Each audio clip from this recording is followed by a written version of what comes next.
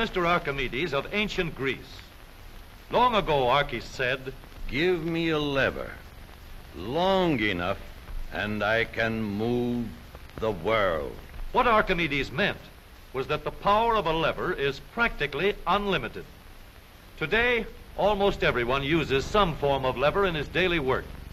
The familiar can opener is a lever with a sharp cutting edge. The playground seesaw is just a simple lever, too. It takes a lot of force to start a freight car moving, yet the railroad man can start the heaviest freight cars easily with a pinch bar, a powerful lever which turns the wheel. Tough luck, old boy. Here's a place where a lever comes in mighty handy. Let's take the simplest kind of lever, a rigid bar working on a fixed support called a fulcrum. One end of this lever is twice as long as the other. Let's put a 10-pound weight on this end, and now we'll put half as much weight on this end. 5 pounds, balance 10. If we have 25 pounds to lift, we just use a longer lever. The 5 pounds will now balance 5 times as much. Let's raise the lever in the air, change its shape a little, and we have a crank. Or we can add a second lever and have a double crank. Now the short arm moves 1/4 the distance, but we get 4 times the force. If we want continuous motion, we need more arms. Now we have levers that turn. The larger paddle wheel makes fewer turns, but it delivers more force. A paddle wheel is nothing but a never-ending series of levers. We can make the wheels stronger and lessen friction where the wheels touch each other by rounding off the edges and shaping them into teeth that will slide in and out smoothly. Now, the power flows smoothly and continuously through spinning leverage of gear wheels. Gears are made in many kinds and many sizes. Little gears, big gears, worm gears, bevel gears, and even lopsided gears. Over 100 million gears are spinning over the roads in the transmissions of our automobiles. The transmission is located right at the bottom of the gear shift lever. Let's start from scratch and put together a model of the gears that we shift in our motor car. The shaft on the left comes from the engine. The shaft on the right carries the power back to the rear wheels. To connect these two with gears, we'll need another shaft, known as a counter shaft. These two gears carry the power from the engine shaft to the counter shaft and are always connected or in mesh. This gear on the drive shaft going to the wheels is free to turn around the shaft. We'll put it in mesh with another gear on the counter shaft. These gears are always in mesh and keep turning while the engine is running.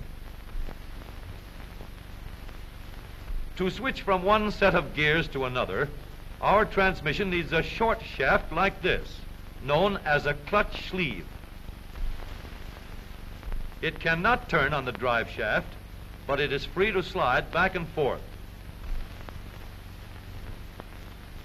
On the sleeve, we'll mount a large gear, which we can shift back and forth to mesh with the small gear in the middle of the counter shaft.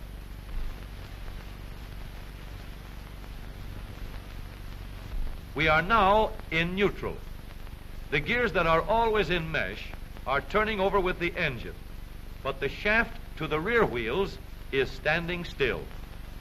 A 3,000-pound automobile takes a lot of force to start. So in low speed, we get the greatest leverage by letting the smallest gear on the counter shaft turn the largest gear on the drive shaft. The engine on this model is running at a constant speed of 90 revolutions a minute. With low gears in mesh, the rear wheel is turning at 30 revolutions a minute, about a third the speed of the engine, but with 3 times the force. The power is going through these gears in the transmission.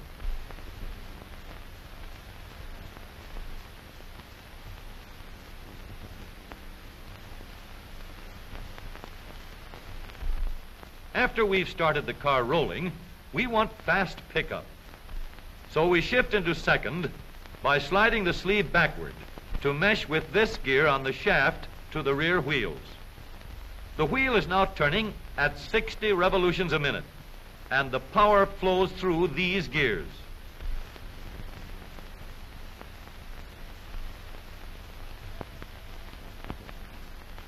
For higher speeds, we let the power go directly to the rear wheels. We shift the sleeve forward so that it meshes with the shaft from the engine. The power travels straight from the engine to the drive shaft. Now the shaft to the wheels is turning at 90 revolutions a minute, the same speed as the engine. But here's a problem. An automobile must be able to go backward as well as forward. So we add one more set of gears to reverse the shaft to the rear wheels.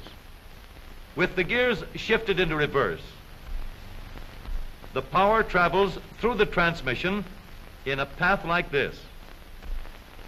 We now have 3 sets of spinning levers for going forward and 1 for reverse. With a gear shift lever, we can shift to any set of gears we wish. But with all these spinning levers in the transmission came noise and wear. Experts could shift gears quietly by careful timing of the gear shift and the engine speeds, but most of us made plenty of noise until new engineering developments made possible the long series of improvements that followed. When we shifted gears, we got a clash because the gears were not running at the same speed. In other words, not synchronized. So engineers set to work to develop a synchronizer. The synchronizer works like a cork twisted into the top of a bottle. The cork will turn until it is so tight that the bottle turns with it. Synchro mesh works the same way. When we shift into second or high, the synchronizer brings the gears to the same speed before they come together. The drums won't let the gears shift unless they are turning at the same speed. When the gears come together, there is no clash, and the shift is made quietly and easily. In the transmission of the up-to-date automobile, we have a powerful low gear to give us a strong spinning leverage in starting. A fast-turning motor must set the weight of the car in motion. In second speed, we can change leverage to get going fast at the same engine speed. With the leverage of third gear, power goes directly to the rear wheels, and we can go as fast as we want. Now, every driver can shift gears at any time, regardless of speed. Here is a hill that will give us a real chance to see how smoothly and reliably our spinning levers work in our automobile transmission. This driver is going to let her car gain a speed of 60 miles an hour down the hill.